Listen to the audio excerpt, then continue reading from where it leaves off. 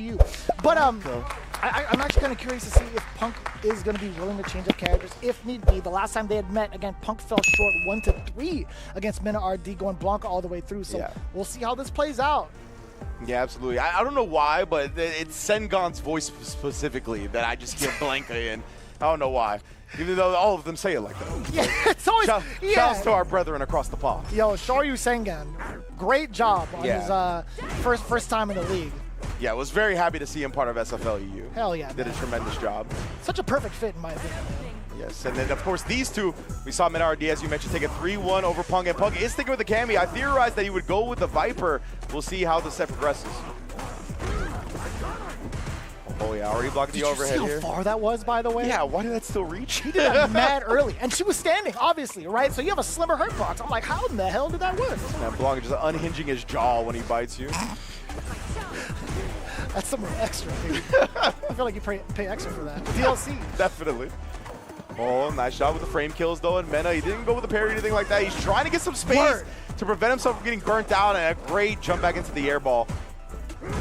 Oh my goodness! How did that hit? It hit the start of a dive kick. Preventative measures against the airborne attack. My man had the anti-air missiles ready.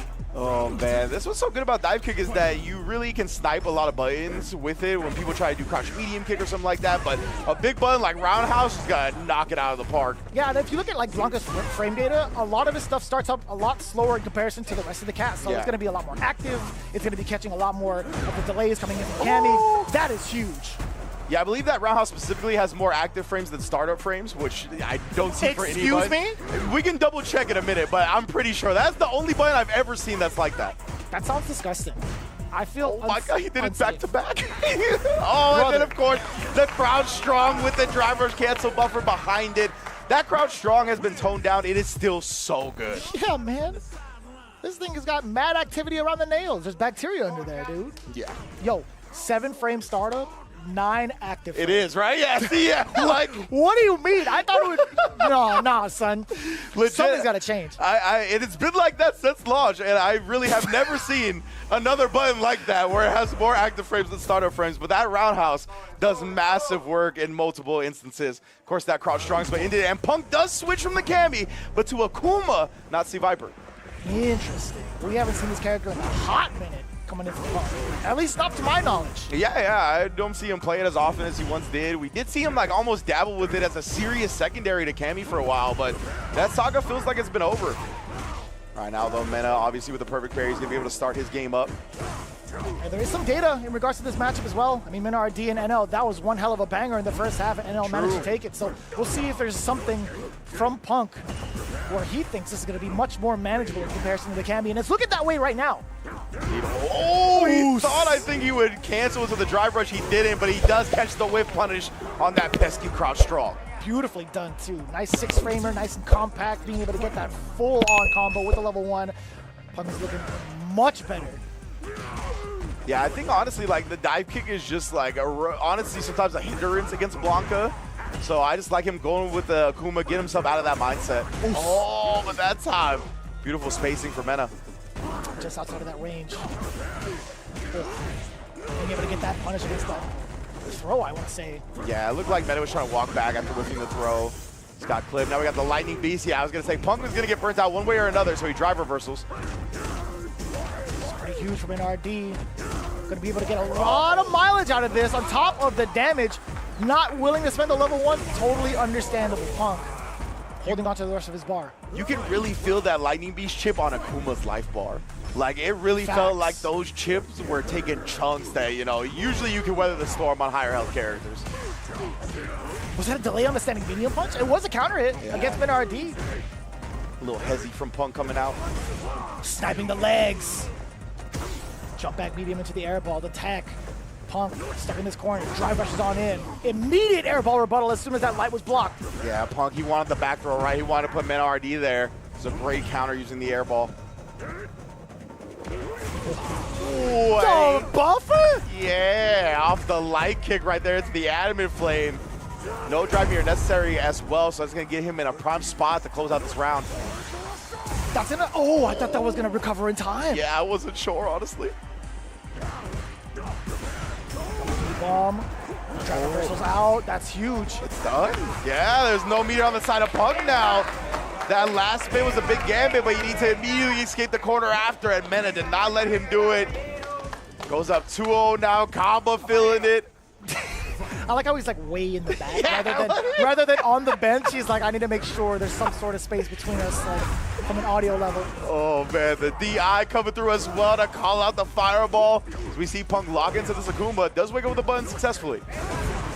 Again, that's the second time he's called out the back throw. MenaRD really adamant about getting some of these air balls into the space that Punk's trying to get these grabs on. Indeed. Right now he's trying to catch MenaRD flinching, but he's been so disciplined. I can't believe that trade. That was so far. Wild. Oh, and he has the level 1 lead. The damage on Akuma's life bar. He had no hope of surviving. MenaRD is on set point. We're really starting to feel the effects against Akuma, all right? The 9,000 health is getting shaved down little by little, but as much damage as he can take, he can also deal it now. MenaRD fights his way out of the corner and the back throw in favor of MenaRD, but the fireball's going to be ringing out a little bit from the side of Punk. You get the counter hit. That was a sweep, and it still managed to catch. Oh, speaking of sweeps. D going straight under that fireball.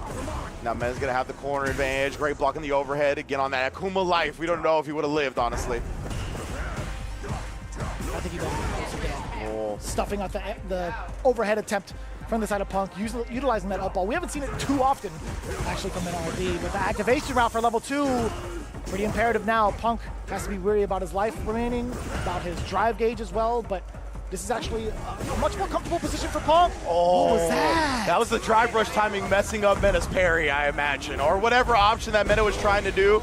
Punk, that drive rush screen freeze after the fireball, I feel like definitely messed his input up. Yeah. I would have imagined like you have that macro somewhere so that you're going to get the parry regardless, but it did say counter hit after all, so a normal was what came out from MenaRD's side. Yeah, unfortunate. That was expertly timed from Punk right there to really use that screen freeze manipulation.